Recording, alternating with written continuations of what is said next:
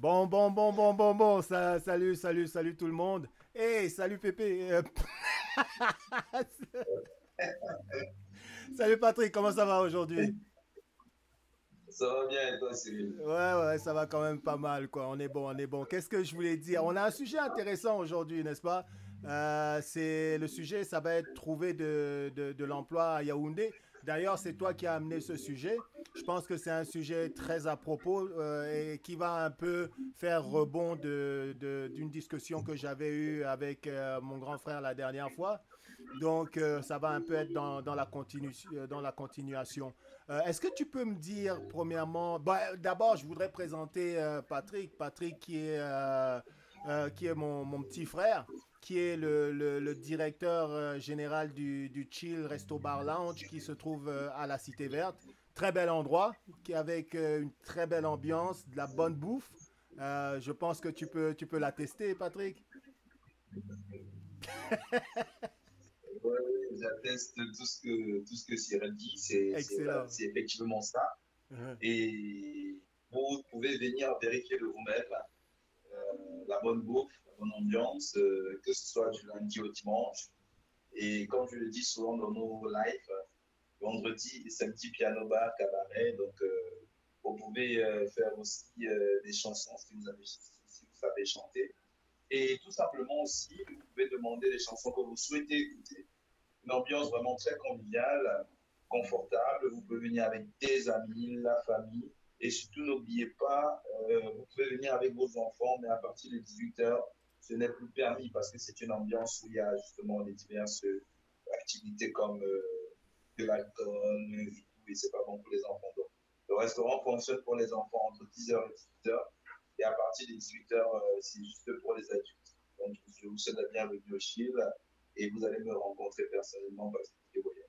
Ok. Je sais pas si on veut te rencontrer Donc, c'est vraiment un personnellement, même personnel. si tu es une bonne personne, vachement drôle, hein. Mais bon, Ah ouais, je ça blague. c'est vrai, C'est c'est une vrai. blague. Mais on n'est pas là totalement pour parler du chill, même si l'émission est commanditée et la radio est une commandite du chill. Donc, je te remercie.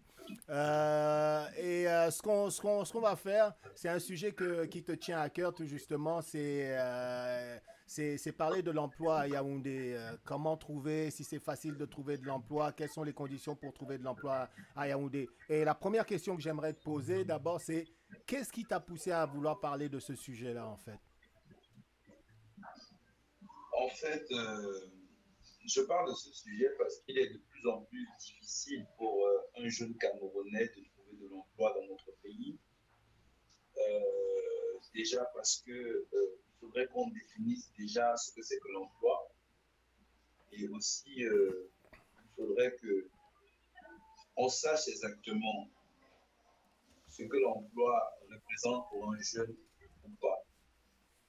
Alors, ce qui m'a poussé à parler de ce sujet aujourd'hui, c'est très simple, c'est que de plus en plus on trouve des jeunes abandonnés à eux-mêmes, qui sont plus dans la dépendance, dans l'alcool, dans la distraction, mais qui manquent de ressources et qui sont, on va dire, qui sont oisifs parce qu'ils ne sont pas concentrés, parce qu'ils n'ont pas parfois le choix.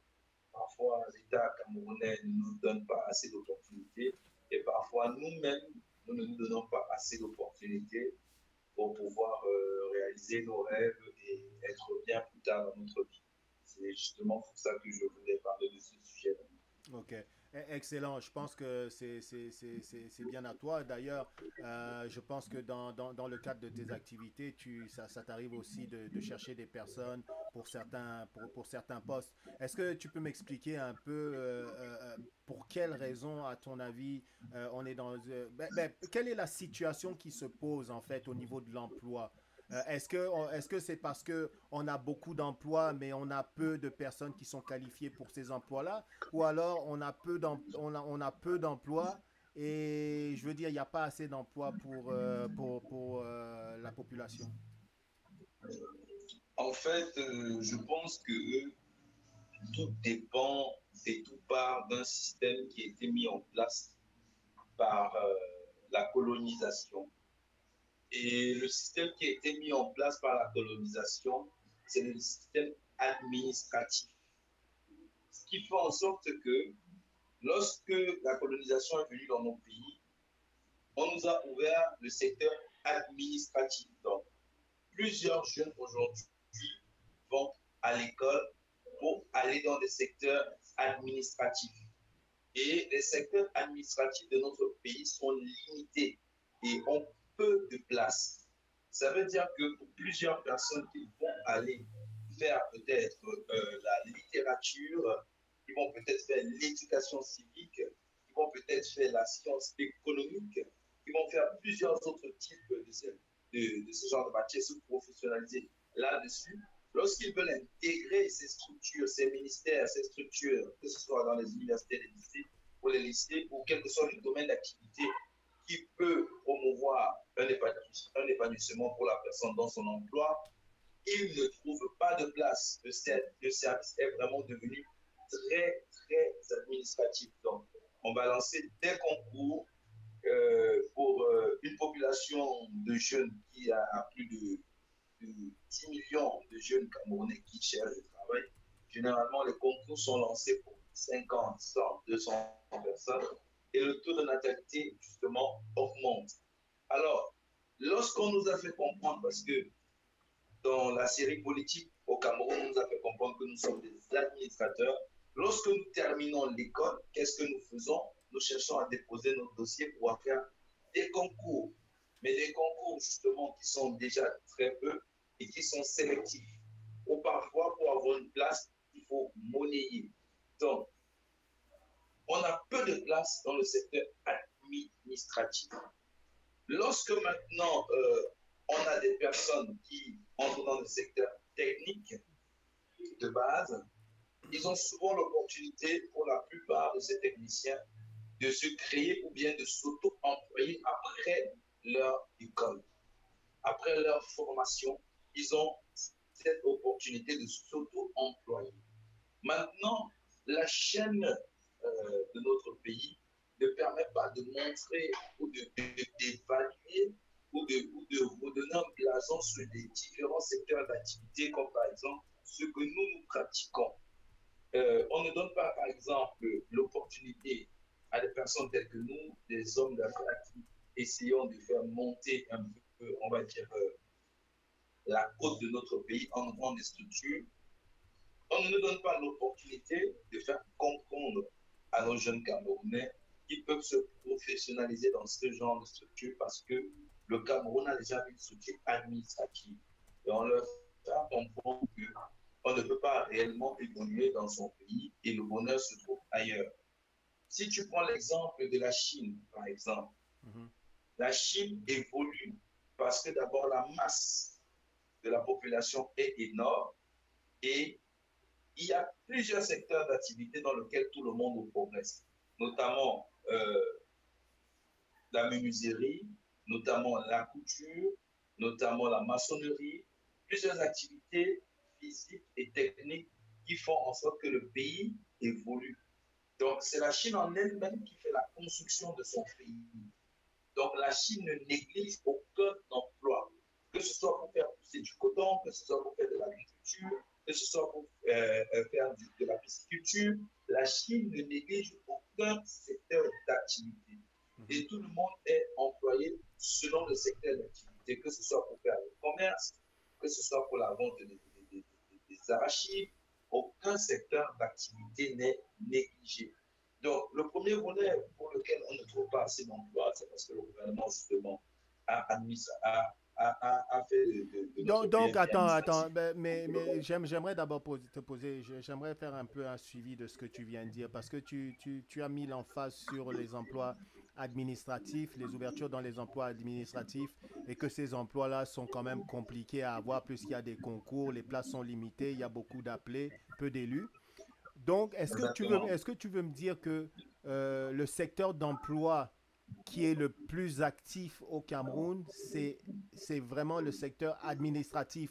Et aussi, la deuxième question qui suit à ça, qu'est-ce que tu entends par... Donne-nous un peu des exemples de ce que tu entends par secteur administratif. Parce qu'il y a de l'administration au point de vue... Vas-y, ok. Quand on parle de secteur administratif, on parle de l'administration. Généralement, si on envoie nos enfants à l'école, ce n'est pas pour devenir charpentier après. Le secteur Et administratif, c'est le encore, secteur public. ça Ce n'est pas dépend, le secteur, ça dépend. C'est pas tout le c'est le monde qui est secteur appelé. public. C'est pas tout Non, le monde qui est non, appelé à être administrateur. je parle de la généralité. Je parle de la généralité. Je n'entre pas dans l'individualité. Je parle de la généralité. Généralement, quand on va à l'école, on a des filières qui nous amènent tous à travailler pour le gouvernement et à chercher des emplois dans des entreprises par rapport à ces filières. Cependant, le cadre dans lequel nous sommes quand on entre dans la réalité, les filières qu'on a ont des places réduites. On des places réduites pour la masse de la population qui dépose le dossier.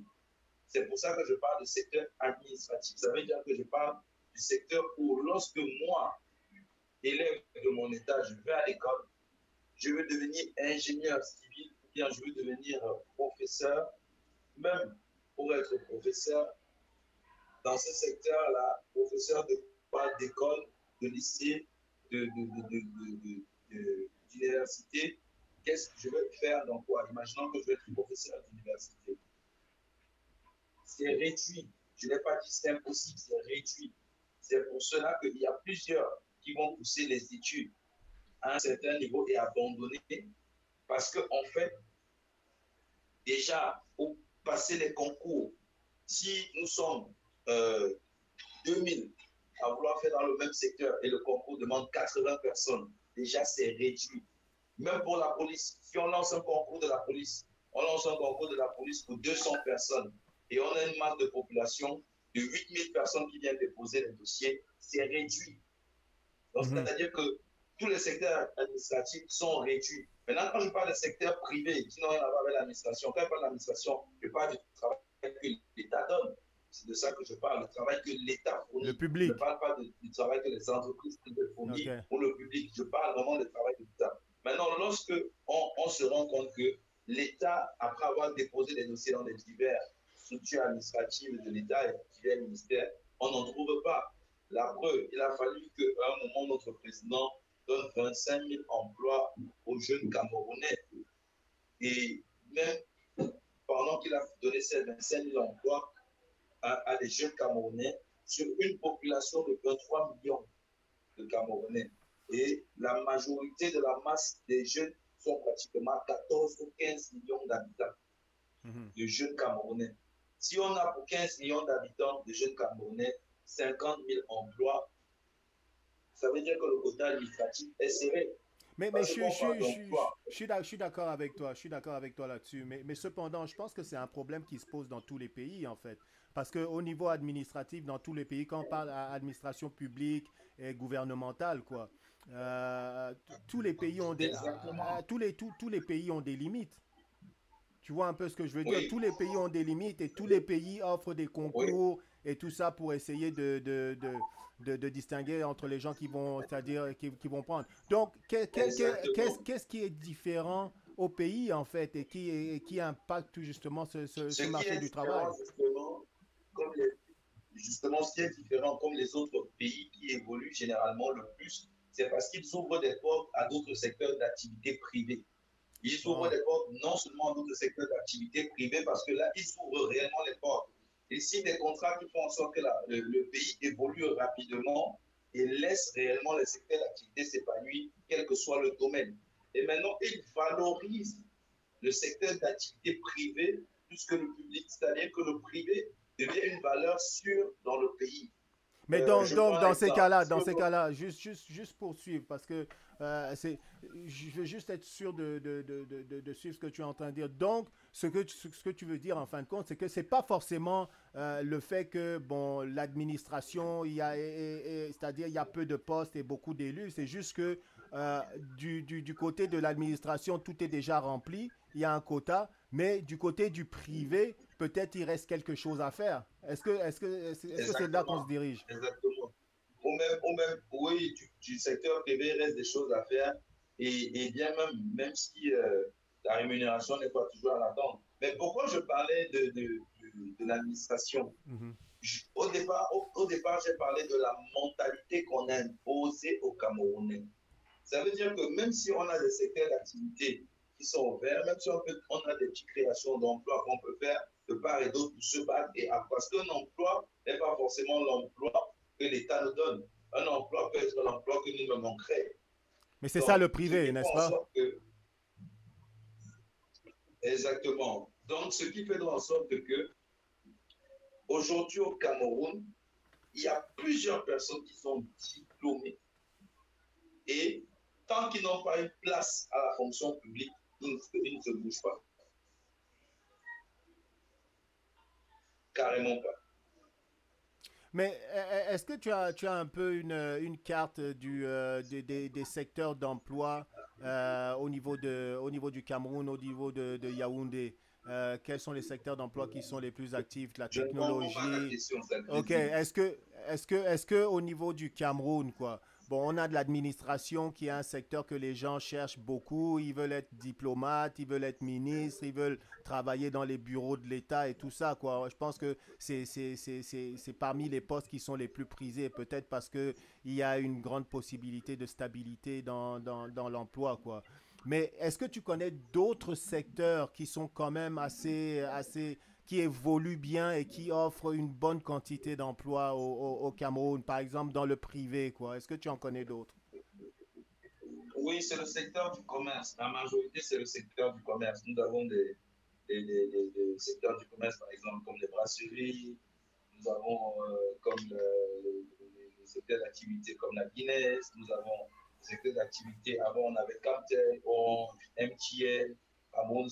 Déjà, les noms que je cite, ce sont les seuls entrepreneurs, on va dire, assez costauds du pays qui ont pu intégrer le pays et donner assez un taux d'emploi des gens. Il y a des Mhm. supermarchés, il y a des cafés, il y a des restaurants, mais généralement, c'est des secteurs où l'employé ne tue pas parce qu'il n'a pas la maîtrise du savoir-faire de ce qu'on lui demande.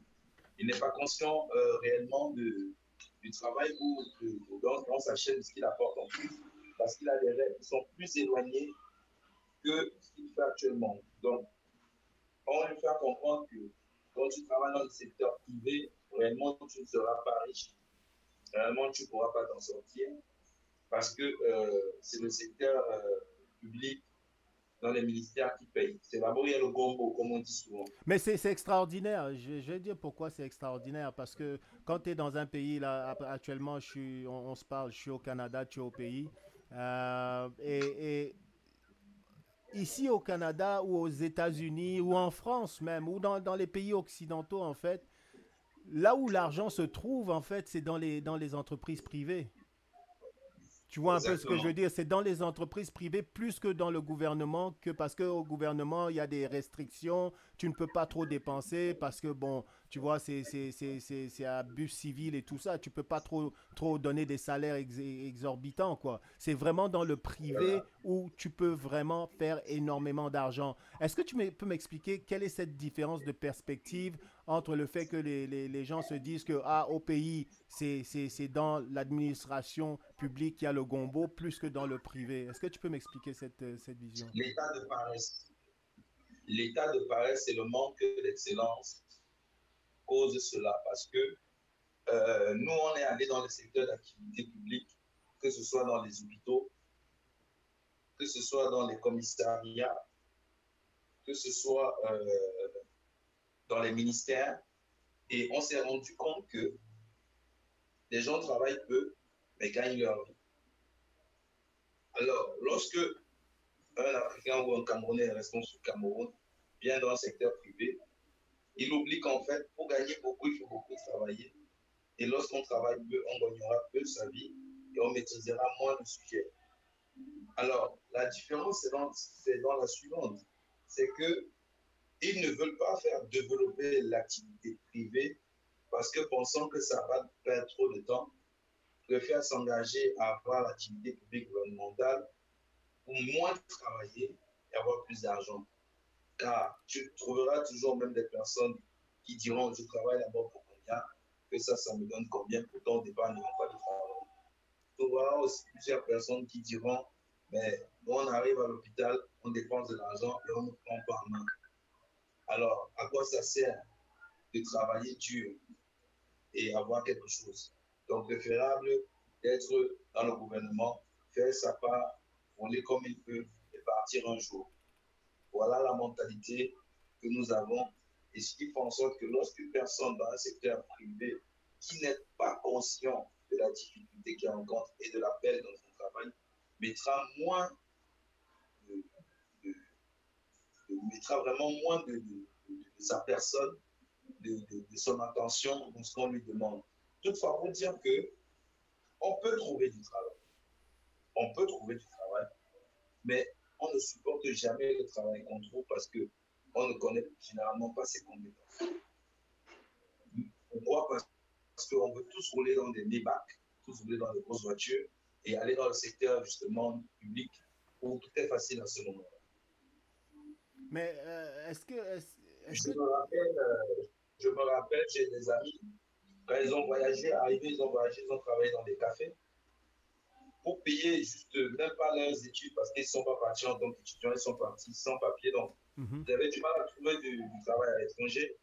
Ils étaient obligés de faire 4 boulots par jour qui étaient rémunérés à 50, 30, 40 et 20 euros. Les 4 boulots, donc environ en moyenne 150 euros la journée. Mais ils ne pouvaient pas toucher ces 150 euros la journée parce qu'ils n'avaient pas des papiers. Et comme ils travaillent avec les papiers de quelqu'un pour pouvoir avoir ce travail, dans les 150 euros la journée, ils pouvaient avoir 40 euros. Et la personne qui lui donnait ses papiers sur les 150 euros avec 110 euros. Donc chaque jour, il travaillait 40 euros. Alors, étant donné que ton 40 euros avec les systèmes étrangers où c'est pas facile de trouver un logement, il pouvait être dans un appartement avec 3 ou 5, 6 personnes et chacun devait payer en moyenne 300 euros pour vivre. Et maintenant, prendre le métro, se déplacer et manger, lui ne gagnant pas parfois 800 euros. Et pour se vêtir en temps de froid, en temps de neige, ce n'était pas réellement évident. Ouais. Donc, trouver toujours des solutions parce que non seulement on n'a pas de papiers, on est dans l'illégalité et on n'a pas droit à un travail stable. Donc, il faut maintenant trouver des papiers, mais ça a développé en eux le secteur d'activité commerciale en se disant que s'il y a du travail, mais si j'avais mes papiers et que je travaillais par exemple dans un restaurant normalement avec mes papiers, j'aurais pu avoir un contrat de travail de 1000 euros le mois. Et 1000 euros le mois, ça allait me permettre justement d'avoir mon appartement, ma maison, pas de bien vivre. Oui, mais là, tu es en train de parler, là, tu es en train de virer la discussion vers des emplois à l'étranger, là. Non, je ne dis pas. Je prends un exemple. Je ne dis pas. Mais c'est mieux qu'on comprenne un exemple parle du pays, non? Non, je vais voir la liaison. Pour faire comprendre que ici au pays,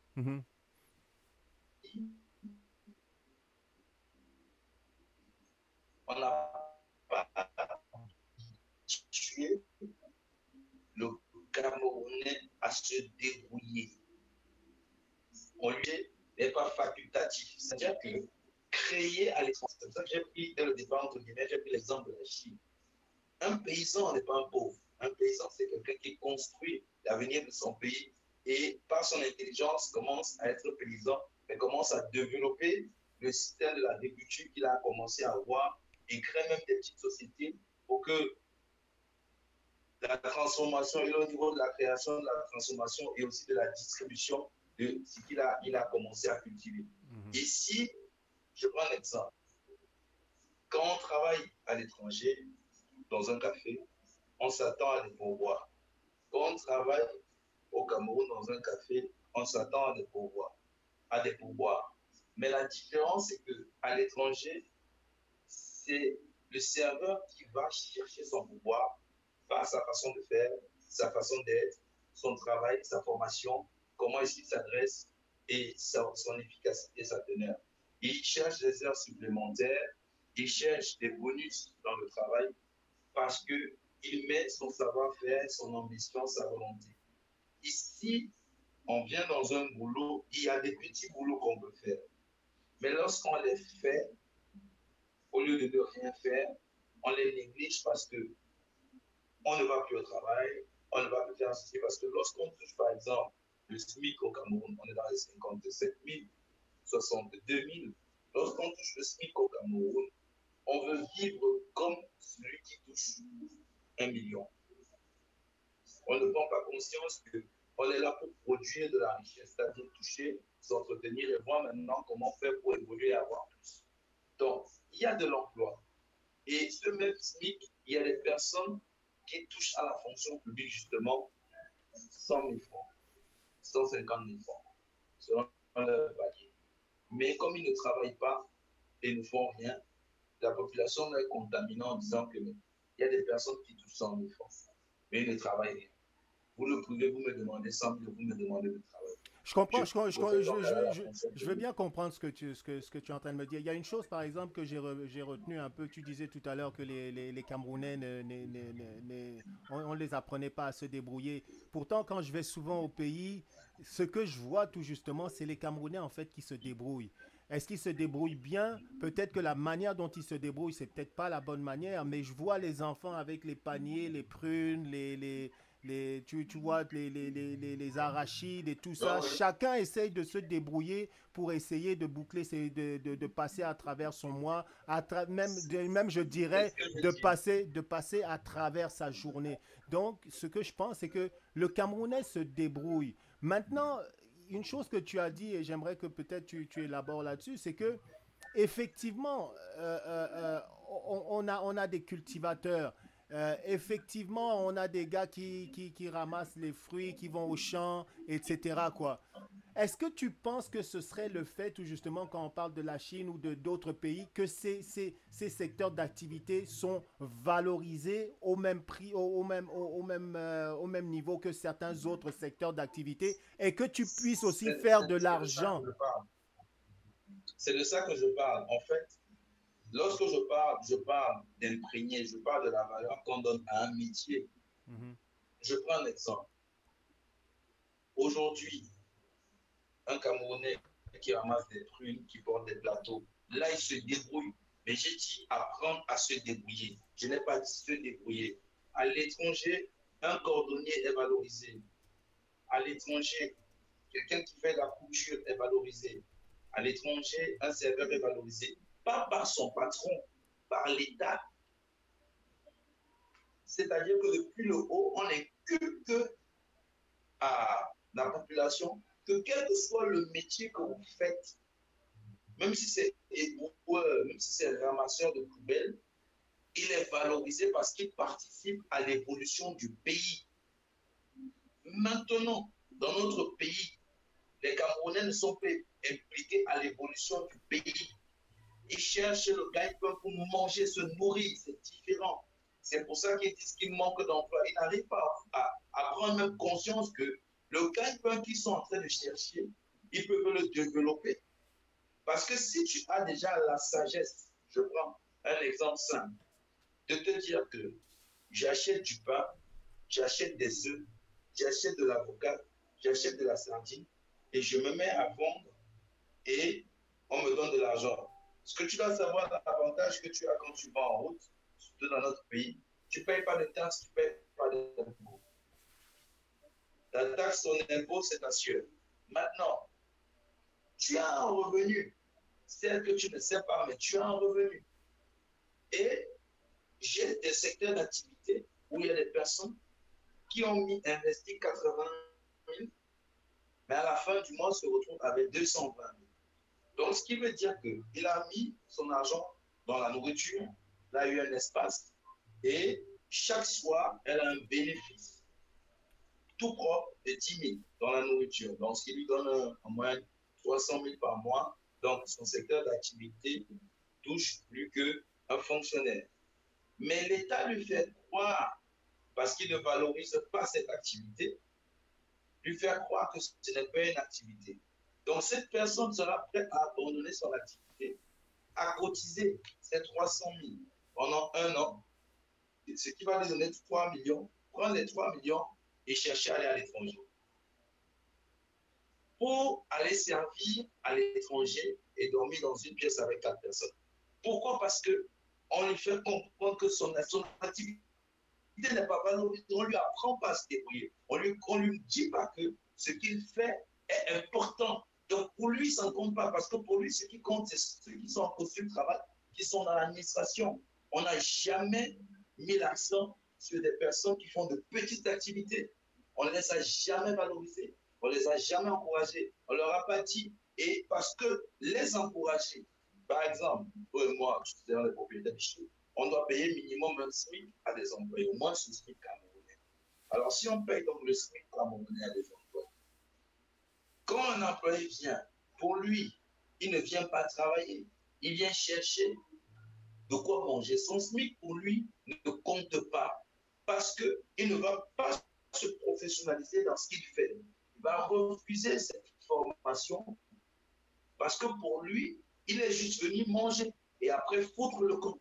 Il n'est pas venu faire un travail où il se dit je vais évoluer, je vais faire évoluer le travail, mon salaire va évoluer, la maison va évoluer. Non, non, non, non, non, non, non. Pourquoi? Ce n'est pas valorisant.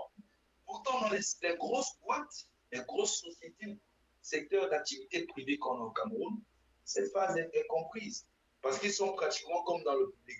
Alors, lorsque quelqu'un y entre, bon, maintenant, ça dépend du niveau aussi, mais lorsque quelqu'un entre à la grosse échelle, peut-être au début d'un salaire de 300 000, là, il se dit, je vais travailler pour évoluer. Lorsque c'est un commercial qui a un salaire de 50 000, il commence à douter de lui. Le gars se dit, moi, je veux juste vendre pour manger. Parfois, je veux même mentir. Je veux même donner de mauvaises informations pour pouvoir manger, sans savoir que s'il peut quitter de l'état commercial à chef, il peut quitter de l'état commercial à ceci, il peut développer. Il n'y croit pas. Il n'y croit pas. Mais Alors, je vais te poser la question, je vais te poser la question, pareil. C'est que on va regarder, tu comparais la Chine tout à l'heure, quoi. On va comparer les pays à l'extérieur, quoi, en France, Canada, États-Unis. Il y a quand même pas mal de programmes, que ce soit des programmes de formation, que ce soit des programmes tout oui. justement pour supporter la petite et moyenne entreprise, qui a en fait l'épine dorsale de l'économie, d'accord? Et j'aimerais Oui. savoir, est-ce que tu sais si au pays il y a des programmes tout justement pour aider les jeunes entrepreneurs de différents secteurs à pouvoir créer leur entreprise, pour pouvoir les supporter dans la création de ces entreprises-là qui donneraient tout justement du travail à une partie de la population? Normalement, on doit avoir des programmes pour les moyennes et grosses entreprises et les moyennes et petites entreprises. Mais ce qui manque, c'est le programme de formation pour les employés aussi, que les grosses sociétés ont. Parce que lorsque on vous engage dans une société privée, que vous ayez un diplôme ou pas, vous avez 2 ou 3 mois de formation pour que vous puissiez comprendre ce que vous êtes venu faire en entreprise, quel que soit le niveau que vous avez. Et maintenant, ce qui manque ici aujourd'hui, pourquoi ces formations ne sont pas appliquées à bon escient? Parce que généralement, elles sont payantes. Et lorsque ces formations sont donc payantes, ceux qui déjà aimeraient avoir ce genre de formation, qui ne sont pas déjà courantes, elles ne courent pas les rues, elles ne sont pas aux 4 coins des portes, c'est pas comme si on va te dire chaque mois, il y a l'État subventionne des formations gratuites pour la création pour former pour la création des moyennes et petites entreprises, et ce qui est normalement qui doit être fait, mais je dis bien, généralement c'est payant, et si ce n'est pas payant, c'est des, comment on va dire, ce ne sont pas des formations, ce sont comment on appelle souvent ça, parfois des exposés qui vont durer 2 heures sur 6 mois. C'est-à-dire on va faire quelque chose qui ne porte pas fruit, on en parle juste comme ça, mais il n'y a pas de continuité. Mhm. Donc, c'est pour ça que, justement, le sous-peuple est mal formé que ce soit pour la création des moyennes, pour la création des petites, et que ce soit même la formation de ceux qui doivent travailler pour ces entreprises-là. Et c'est pour ça que généralement, la mentalité, donc, c'est des personnes qui sont très fortes de l'esprit, généralement, qui développent des choses ici Mais et qui éduquent ici à profit. est-ce que tu penses que tout justement le fait que peut-être il n'y ait pas assez de support au point de vue des petites et moyennes entreprises au niveau technologique, on n'a peut-être pas cette vision-là, ça fait en sorte que, regarde, Oui, on doit sûrement avoir des bonnes universités au pays, non? Qui sortent quand même des diplômés, que ce oui. soit en hautes études commerciales, en technologie, etc., informatique et autres, quoi. Mais je sais pas, je vais te dire mon opinion, quoi, et tu vas me dire si ça fait du sens. Mais j'ai l'impression que beaucoup de personnes, surtout celles qui travaillent dans les domaines technologie et tout ça, si elles n'ont pas de travail assuré au pays, c'est généralement qu'ils travaillent pour avoir leur diplôme. Dès qu'ils ont leur diplôme, ils essaient d'aller à l'étranger pour fructifier ce diplôme parce qu'ils savent que c'est là-bas qu'ils vont faire l'argent une fois qu'ils ont de la difficulté à trouver Exactement. du boulot au pays. Bon, il y a ce volet-là qui est tout aussi vrai. Et le deuxième volet, c'est qu'il y a des personnes aussi, malgré qu'ils soient à l'étranger pour avoir une formation plus avancée, sont revenus avec de gros projets comme celui-là, la formation de ceci, et demander de l'aide à l'État qui n'ont pas été subventionnés. Mhm. Donc, il y a beaucoup de choses qui n'ont pas été faites pour permettre à cette population de comprendre. C'est pour ça que lorsque tu entres dans des comparaisons avec des autres pays, quel que soit dans les autres pays, et nous on le sait, partout, tout le monde n'est pas riche, il y a aussi la population pauvre, mais Mhm. tout le monde a une information pour pouvoir faire évoluer le pays, quel que soit le niveau où il se trouve, c'est-à-dire que de la grande à la basse échelle. Donc c'est un peu dans ce sens-là. Et chacun donne justement, je prends un exemple, hein, quelqu'un qui quitte du Mexique pour arriver chercher les papiers aux États-Unis. Il n'a pas cherché l'avenir aux États-Unis, la vie, on va dire. Il n'a pas les papiers. Mais on voit souvent dans des films, parce que quelqu'un veut nourrir sa famille, bien dans des reportages, euh, ils vont dans des chantiers pour être des maçons ou faire autre chose. Maintenant, quand ils vont dans des chantiers, ils sont toujours regroupés dans des rues où il y a un pick-up qui vient porter et qui les sélectionne. Chacun prie même prie pour qu'on le prenne parce qu'il y a déjà ceux qui ont l'habitude d'y aller et quand tu es nouveau, on te prend à la tête. Et tout ce que tu vas travailler est payé $20 la journée. Alors, quand tu vas travailler pour $20 la journée Mhm. et tu travailles toute une journée parce que tu attends cet argent pour nourrir ta famille, tu as une certaine prise de conscience parce que tu sais que si tu ne travailles pas ces $20, tu meurs. Ouais. Si tu ne travailles pas ces $20, tu crèves. Parce que le pays va tellement vite que ça ne te laisse pas le choix. Et pour avoir même où dormir, c'est une situation compliquée. Mais ici, en Afrique, quand on parle d'emploi, on parle des jeunes qui dorment chez leurs parents. On parle des jeunes qui ont une petite maison et lorsqu'ils se disent qu'ils peuvent dormir, le mec qui, lui, aux États-Unis, ne crache pas sur $20, le jeune, lui, va cracher sur 2000. Mhm. Il va cracher sur 2500. Parce que lui, là où dormir, quand il a souvent faim, son voisin lui donne à manger. Donc, il préfère ne pas accepter de se perfectionner ou de se professionnaliser sur l'emploi qu'il a parce qu'il sait où dormir. Mais quand quelqu'un ne sait pas où dormir, et ne sait pas, et c'est ça, dans cet état, dans cette, dans cette sphère et atmosphère que l'étranger a mis sa population. C'est-à-dire que, quel que soit le secteur d'activité, si vous ne travaillez pas, vous êtes dans la rue. Alors, tout le monde se dit, hey, même si c'est à la boulangerie, même si je ne vis pas comme l'autre, je dois bosser. C'est clair. Et ici, on peut travailler à la boulangerie, on peut travailler en tant que ménagère. Déjà en France, la majorité des personnes qui travaillent sont des ménagères. Sont des ménagères. La majorité des hommes qui travaillent sont des courtiers. Quand ils envoient l'argent à leur famille en Afrique, la famille croit qu'ils font quoi? Ils se battent pour que vous mangez. Mais ici, c'est même la famille qui est en Afrique est incapable de faire ce métier chez eux. Parce que, comme je t'ai dit, pour eux, j'ai fait compter, j'ai eu mon bac. Donc, ce n'est pas digne pour moi de faire ce genre de métier.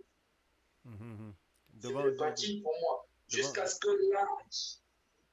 l'âge arrive et il n'a plus cette force et cette faculté d'aller faire le travail qu'il aurait pu faire. Parce qu'on dit le travail après le travail. Dans un mhm. travail, tu peux retrouver un couloir qui te donne autre chose. Mais C'est il faut clair. te lever et travailler. Il faut te lever et te perfectionner. Donc, c'est un peu ça. Ce ne sera pas facile, mais c'est possible. Et je pense que Nous, c'est pour ça que je parle toujours d'administration, on nous a toujours mis dans le quota administratif. Et moi, je parle de la mentalité, pas de ce qu'on voit, qui fait en sorte que la majorité, même qui sont très intelligents et qui peuvent développer beaucoup de choses, ne le font pas parce qu'ils n'ont pas eu le travail dans le gouvernement. Et ils sont à la maison. Mais est-ce que tu Ils connais sont à la maison. est-ce que tu connais des ressources, c'est-à-dire des endroits où les jeunes peuvent trouver du travail, chercher le travail. Par exemple, ici, il y a des trucs comme LinkedIn, où tu vas sur le site web de LinkedIn, ils t'offrent beaucoup d'emplois. Il y a Emploi Québec ou Emploi Canada, où ils annoncent, ils affichent les différents emplois disponibles dans différents secteurs d'emploi. Tu as aussi les trucs, les listings comme Kijiji, où ils annoncent, où ils montrent aussi certains secteurs d'emploi. Est-ce qu'on a ces genres de ressources-là au pays, tout justement, pour un peu aider les gens à trouver un travail? On a ce genre de ressources, mais c'est limité. C'est vraiment très limité. Et on va dire, c'est à une tête de mission chercheuse. C'est-à-dire que c'est des domaines vraiment très spécifiques. On peut aller sur le lien de la santé dans notre pays pour trouver certains types d'infirmiers, mais c'est vraiment restreint. Et c'est des liens parfois personnels. C'est pas comme LinkedIn, c'est pas fait comme chez vous en fait.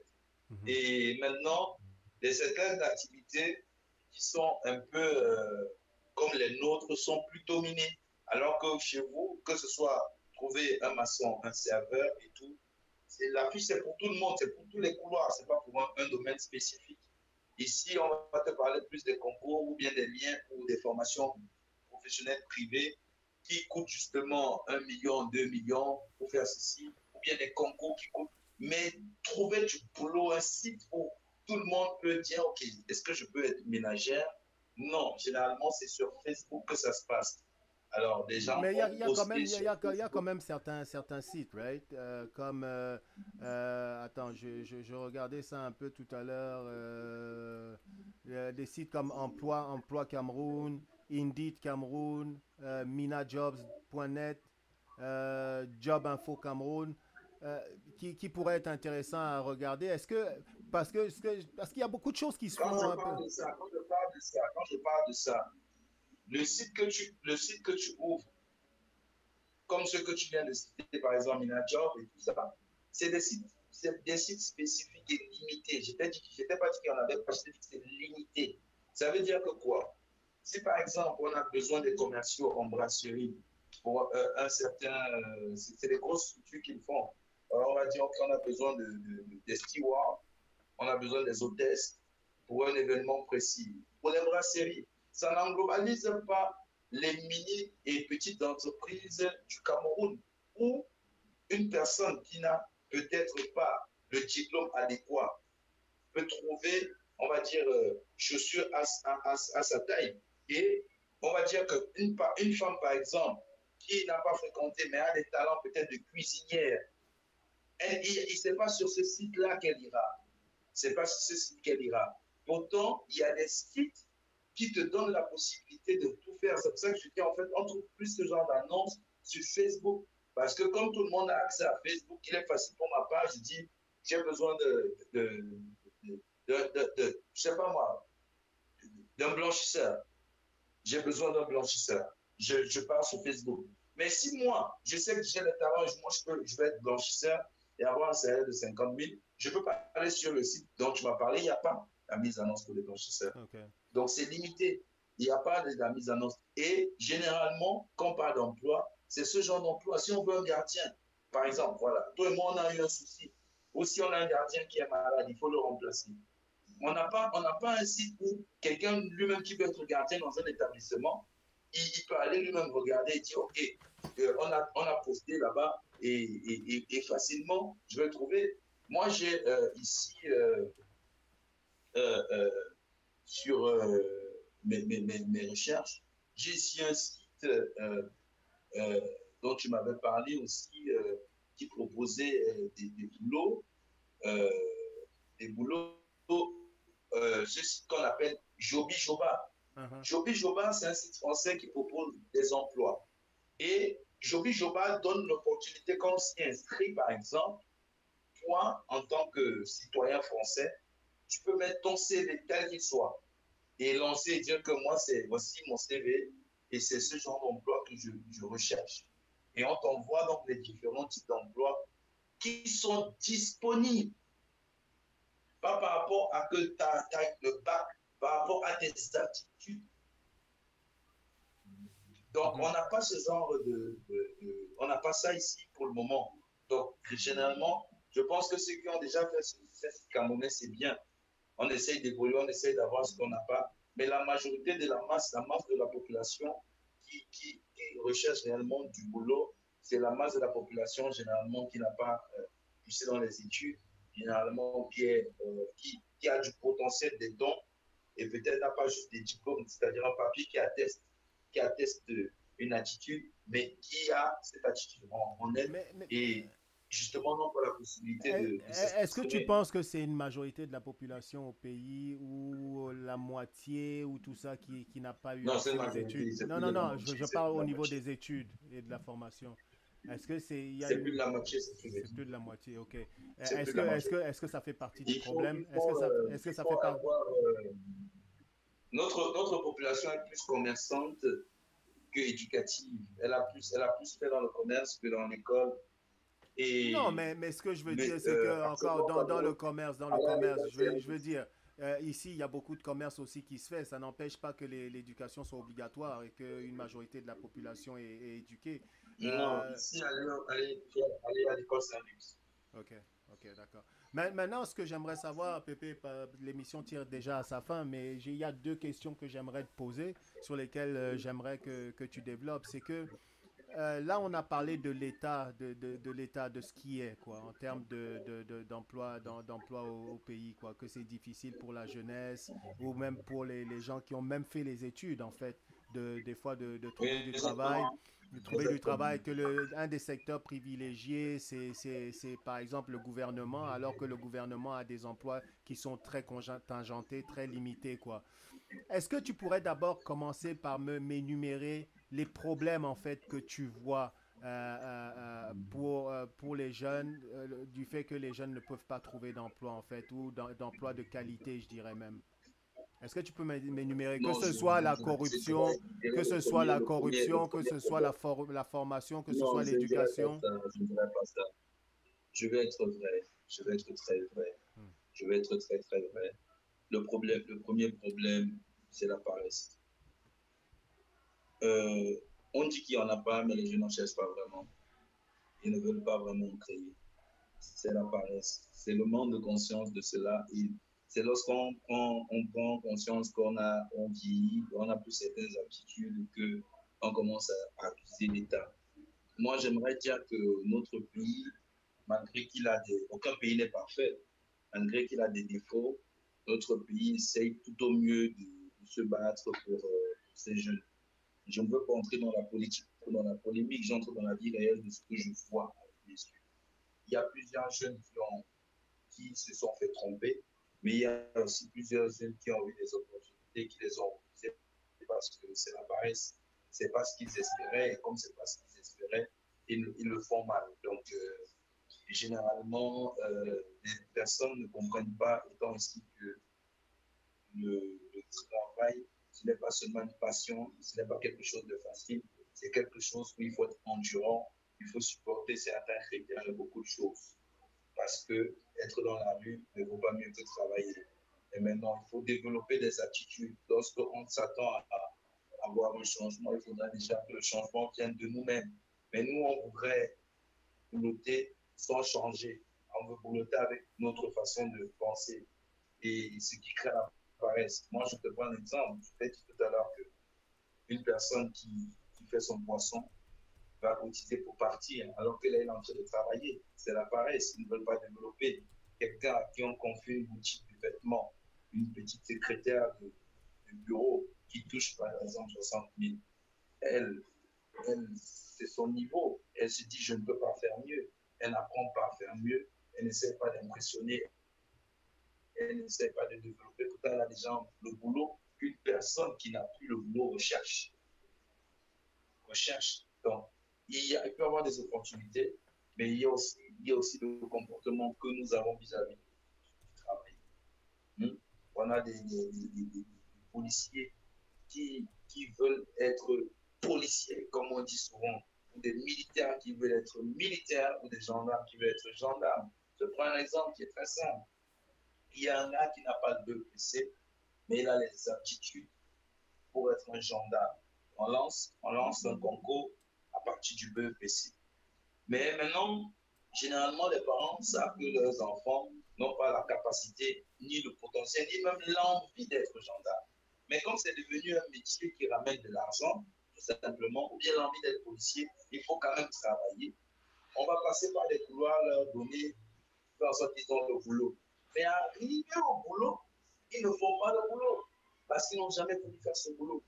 Ils n'ont jamais voulu être policier, ils n'ont jamais voulu être gendarme. Mais, alors, non, c'est tellement récurrent que celui qui a la capacité, qui a l'opportunité d'être gendarme, qui veut le faire et veut servir le pays, il n'a pas cette opportunité parce qu'on ne lui a pas donné le moyen de peut-être dans la gendarmerie de tranquille. Mais dans ces cas-là, parce que là, tu viens de dire que, et c'est ça qui m'étonnait un peu, c'est que tu viens de dire que le problème majeur, c'est la paresse des gens. Je trouve pas, personnellement, de mon opinion, quoi, je trouve pas forcément que ce soit la paresse des gens, surtout dans l'exemple que tu viens de citer là. Premièrement, dans l'exemple que tu viens de citer, je pense qu'il y a beaucoup de gens qui ne font pas forcément ce qu'ils aimeraient faire. Tu vois, non, dans le boulot qu'ils font, quoi. Mais ils s'en accommodent. Ils sont obligés de s'en accommoder parce que ça leur permet de vivre. À partir du moment où, comme tu dis, quand même, tu ne prends pas la place à une personne qui légitimement... Parce que là, ce que tu dis, c'est que les gars ont magouillé pour, en plus de ça, donner le boulot à l'autre gars, quoi. Donc, attends. Le fait de s'accommoder, c'est une chose. Attends. Parce que tu n'aimes pas, c'est une chose. Mais le fait de s'accommoder à ce que tu n'aimes pas, c'est une chose. Parce que tu t'es accommodé. Mais le fait de ne pas le faire et de partir parce que ça t'énerve. Non, c'est juste pour te dire que les gens il y a beaucoup de gens qui font des choses qu'ils ne veulent pas faire, quoi, qui font un boulot qu'ils ne veulent pas forcément faire, mais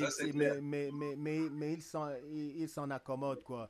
Et dans ce cadre-là, je trouve que au niveau de la paresse, je pense pas que, parce que si on dit dans ces cas-là que le problème c'est la paresse, n'est-ce pas? Ça veut dire que du coup, non, attends, non, c'est la question que je t'ai posée. C'est la question que je t'ai posée. Il y en a C'est la question que je t'ai posée. Mais moi, je t'ai dit que ce que je pense. Mais c'est le premier que tu as apporté. Oui, c'est le premier que j'ai posé. Okay, et c'est le plus gros même pour moi. Ok, tu trouves que c'est le plus gros problème. Ok. Oui. Et donc, tu ne penses pas qu'au niveau de l'État, que ce soit au niveau de la corruption qui sévit là-bas, c'est-à-dire du marchandage tout justement des postes, etc., on n'a pas un problème là, que ce soit au niveau des programmes, des programmes. Non, mais aussi l'éducation, peut-être l'éducation, c'est aussi un problème. La formation, peut-être un problème. L'éducation, c'est la base de ce gros problème. C'est ce que je te parlais quand tu parlais de la mentalité qui a apporté la paresse. C'est l'éducation qu'on leur a donnée. Tout dépend bien de l'éducation, Cyril. En fait, tout ce que moi, quand je parle de l'éducation, je parle de l'éducation scolaire. Pas de l'éducation que tu reçois à la maison. La paresse vient de quelque part.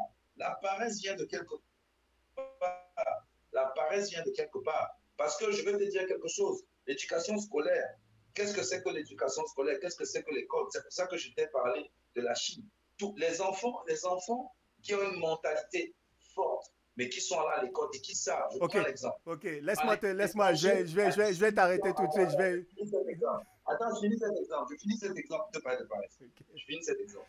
Okay. Moi, je ne parle pas d'un cas particulier où une famille ou une maman dorlote son enfant. Non. Okay. Je globalise en général. On voit ce qu'on voit tous les jours. À 18 ans chez vous, l'enfant, il sort. Il a fini son éducation scolaire. Il a fini son éducation à la maison. Le père lui dit, mon gars, va te débrouiller. Le gars est face à une réalité. Le gars, donc il a deux choix. S'il est paresseux, il ne réussit pas. Il n'a pas encore, il ne fait même pas encore ce qu'il peut faire. Mais il a des attitudes. Alors ça commence à se développer tôt. Mais ici, chez nous, à 18 ans, man, on est dans la fête. On boit le vin. On boit, on cherche les filles. Mais on ne travaille pas. On prend l'argent de nos parents. Maintenant, c'est quand l'âge passe, on a 30 ans, nos facultés ne nous paient. On voit déjà comment, en fait, ceux qui ont commencé tôt, malgré qu'ils n'avaient même pas les diplômes, ont commencé à se chercher tôt. Comme on voit un petit gars qui a commencé à aller vendre des biscuits tôt au marché. Après les biscuits, il a commencé à coller avec le monsieur qui a la boutique. Il a pris le comptoir et il a commencé à bien vendre. Après, le monsieur a eu, grâce au petit, 3 boutiques. À 25 ans, 28 ans, le petit lui-même a pu créer une boutique. Mais toi, tu buvais le vin. Maintenant, quand tu vois le petit à 30 ans avec ses 2 boutiques, c'est là que tu penses que l'État ne donne pas le travail. C'est pour ça que je dis que l'État a sa responsabilité que je ne veux pas enlever. Mais je ne peux pas tout associer à l'État parce que nous aussi, on a notre responsabilité. L'État a sa responsabilité, mais c'est à ta responsabilité de vivre. Tu ne vas pas mourir parce que l'État ne te subventionne pas. Et maintenant, quand on parle d'emploi, c'est de ça dont on parle d'abord en premier, quand on parle d'emploi. Il y a l'emploi que l'État donne, il y a l'emploi qui est là et que nous on refuse à cause de la paresse.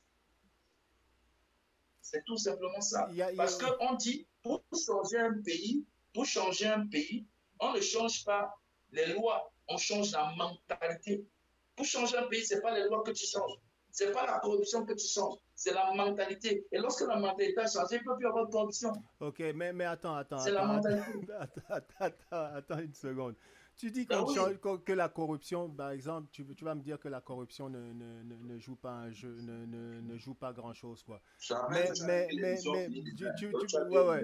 Tu peux me dire pourquoi est-ce que les gens, c'est-à-dire veulent privilégier un travail, par exemple, au niveau du gouvernement. Si on est honnête, tu vas essayer de me dire pourquoi les gens veulent privilégier. Non, attends une seconde. Je te pose la question et j'y réponds. C'est-à-dire, c'est parce que les gens trouvent que, à mon avis, c'est qu'au gouvernement, c'est là où on a c'est-à-dire dans ces administrations-là, il y a le gombo. Il y a le gombo, je suis désolé, il y a le gombo. Aussi, ce que je veux dire, c'est que les jeunes ne sont pas si stupides que ça. Et comme je te dis, je suis désolé, je vois des jeunes qui travaillent, qui bûchent chaque jour. Les gars font le taxi, font ci, font ça. Right? Ils veulent vivre aussi. Mais j'aimerais savoir quelle est leur perspective d'avenir à ces jeunes-là, quoi. En plus, déjà, au niveau des études, tu me dis, par exemple, que les études, c'est un luxe. C'est-à-dire de faire les études au pays. Donc, la formation, au niveau de la formation... On est dans plusieurs secteurs d'activité. Non.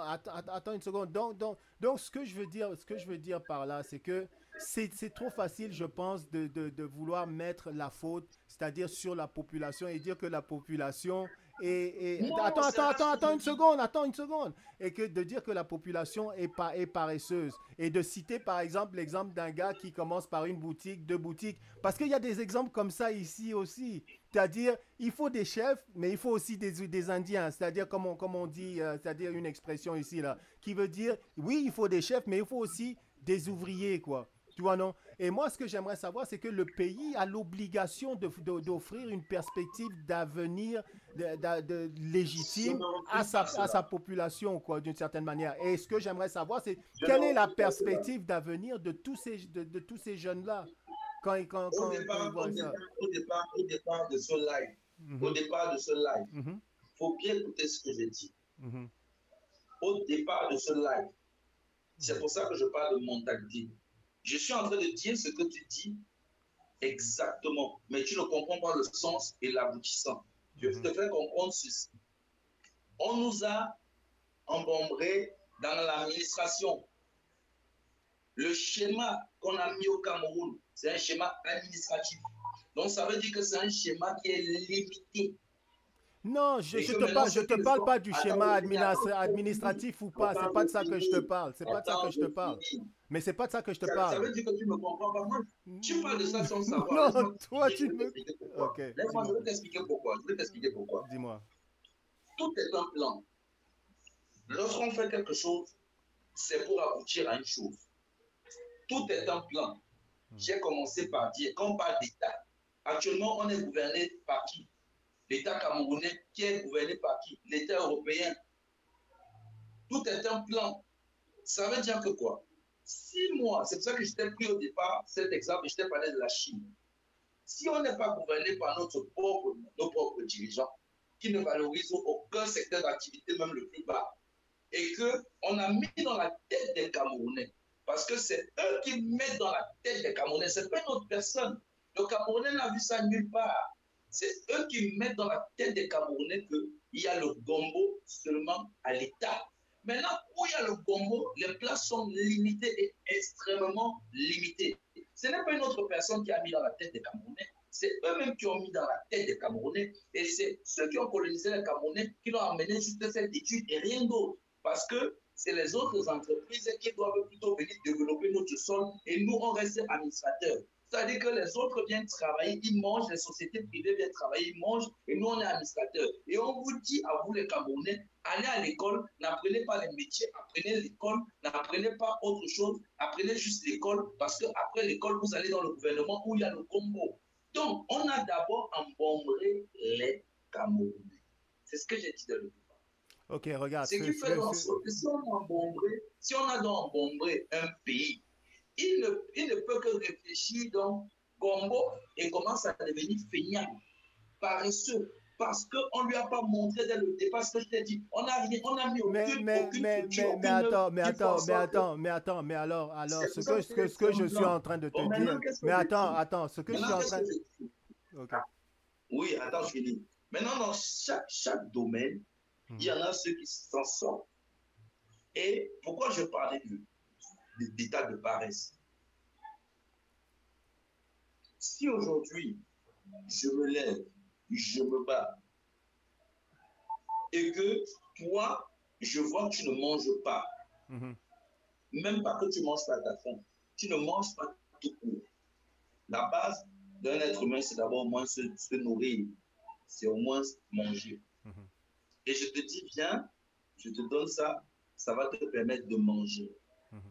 C'est le commencement de ton rêve.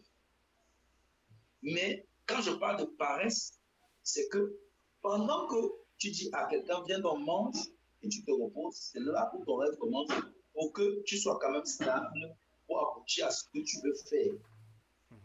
Mais c'est là où ce que tu lui donnes pour manger et dormir part ici et dit que l'État ne fait pas. C'est aussi ça que je crie. Je ne crie pas que l'État fait. Je crie aussi ma mentalité qui ne veut pas évoluer. Tu sais, hein, c'est-à-dire ça là, tous les jeunes font ça dans tous les pays, en fait. Hein. Dans tous les pays, tous les jeunes font ça. Mais ce que je veux dire, mais ce que je veux dire, est-ce que... Ils ne jettent pas tout dedans, hein. Ils ne jettent pas tout dedans. Moi, j'ai des amis dans tous les pays, les jours, il arrive ici, il dit, moi j'ai dit, on boit 10 000, et pas plus ça. Mais ce que je veux dire... Parce qu'ils connaissent son lendemain et tout. Mais ce que je veux dire en plus, c'est que peu importe la manière dont tu vois d'où est-ce que ça part, même si c'est les pays étrangers qui ont dit au chef, au gouvernement d'être comme ça et que le gouvernement en plus fait ça, c'est que tu es en train de me dire en fait que oui, ça part du gouvernement parce que c'est le gouvernement qui montre l'exemple à la population. Attends, que c'est le gouvernement qui montre l'exemple à la population. Attends. Non, c'est pas je suis d'accord. Qui montre l'exemple à la population. Donc, après, de venir dire que vrai, le problème, c'est la paresse des gens, je ne suis pas d'accord. C'est que le problème que tu devrais mettre en premier, c'est que, OK, notre gouvernement nous montre à être paresseux. Et que la première chose, c'est de tout justement changer cette mentalité au niveau du gouvernement pour que le gouvernement, c'est-à-dire montre aux gens qu'ils doivent être beaucoup plus actifs et qu'ils ont la possibilité, ils ont cette possibilité-là. Tu vois, non? Donc, c'est ce que je voulais dire. Maintenant, en fait, ça moi, je n'ai pas... Moi, je sais que moi, il a fait tout ce qu'il a fait. Non, j'ai pas de problème. J'ai pas de problème avec ça. Je suis Cabral. J'ai pas de problème avec ça en fait parce que ce que tu viens de dire est tout à fait à propos. Dans beaucoup de pays africains, dans beaucoup de pays africains au point de vue économique. Et c'est pas forcément parce que les gens veulent, c'est peut-être aussi parce que les gens ont les pieds et poings liés à cause des dettes et des redevances et de tout ça. Donc, c'est-à-dire peut-être que ça influe aussi sur notre économie et la possibilité de pouvoir vraiment faire quelque chose pour notre population. Tu vois un peu ce que je veux dire? Je vais pas. Et ça, je peux comprendre. Mais il n'en demeure pas moins qu'on a quand même une population qui a le goût de s'en sortir. Et comme je te dis déjà, quand tu vas pas aux études, c'est difficile pour toi de mettre le pied à l'étrier d'une manière ou d'une autre, quoi. C'est un peu compliqué à ce niveau-là, si tu n'as pas accès à l'éducation. Qu'est-ce que tu en penses? Ah ouais, ça c'est vrai, ça c'est vrai. Mais maintenant, Ça c'est j'aimerais, vrai. pour C'est pour ça terminer, que la pour terminer, Pépé, j'aimerais que tu donnes un peu d'espoir à ces jeunes-là et que tu nous dises, bah oui, bah oui. et que tu nous Justement, dises, justement, et que tu nous dises, bon, quelles sont les voies de sortie et comment on peut arranger cette situation, que ce soit dans le futur ou à l'heure actuelle. moi, le message que je peux donner aux jeunes aujourd'hui, déjà, de un, c'est vous êtes jeunes et vous avez de l'énergie. Le découragement n'est pas recommandé à un jeune. Et il n'est pas Donc, camerounais. déjà, de ne pas se décourager. Le découragement n'est pas camerounais. Mais aussi, les jeunes, ne nous laissons plus endoctriner parce que le haut dit, nous vivons une réalité. Et il y a un passage qui dit dans la parole de Dieu que lorsque ces gars parlaient la même langue, ils ont failli construire la tour qui allait toucher le ciel. Parce qu'ils se comprenaient, ils s'entendaient. Donc, ils créaient des choses pour atteindre le ciel. Et Dieu a vu qu'il faut qu'ils parlent de langues différentes, sinon ils vont arriver jusqu'à moi. C'est une façon de dire que le même langage, c'est une union.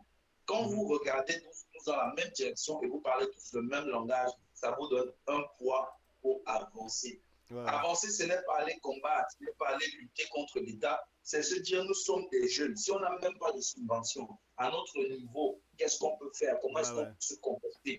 Comment est-ce qu'on peut, on vit notre réalité? On ne va pas rester dans l'état d'alerte, dans la lamentation.